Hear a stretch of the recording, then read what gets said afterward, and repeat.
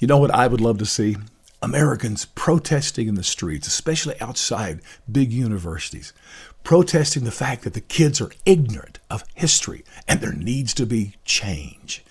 That would be an awesome protest and demonstration, because we're being fed a pack of lies today that has no grounding in history whatsoever, and I'm seeing more and more Americans believing it. And let me be clear, ignorance of history is 1,000 times worse than any threat of racism that you're hearing. The two big lies: that this country is built on the backs of slaves, and secondly, that we are a systemic racism, country. Both of those, absolute baloney. Let me give you some just thoughts. Revolutionary War, that's when we became a country. That's when we won our freedom from England. Just pure facts. Let me just remind you that 2-1, blacks fought for the English against America. So I'm sorry, I can't give them credit for the beginning of our nation.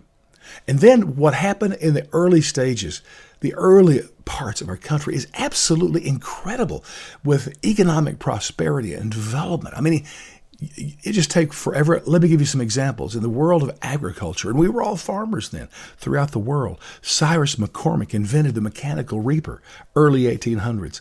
Eli Whitney, the cotton gin, and so many more examples that brought an entire revolution and development within the agricultural world that just propelled America to greatness. Have you heard these names? Colt, Remington, Derringer, Winchester, Smith & Wesson.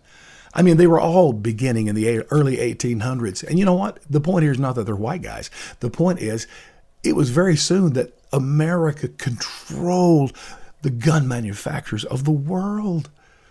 That's what made America great.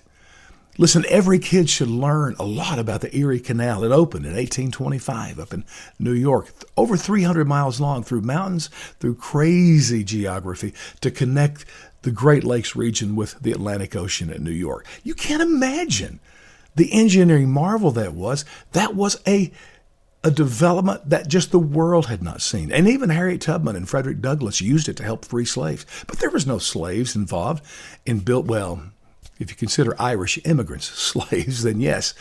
But no, this was just another example of American greatness.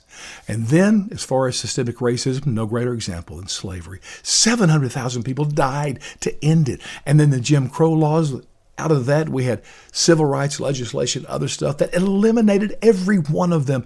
Friends, there is no systemic racism. This country was not built on the backs of slavery. This is a great country, and we need to teach that to our kids. So maybe we need to head to the streets.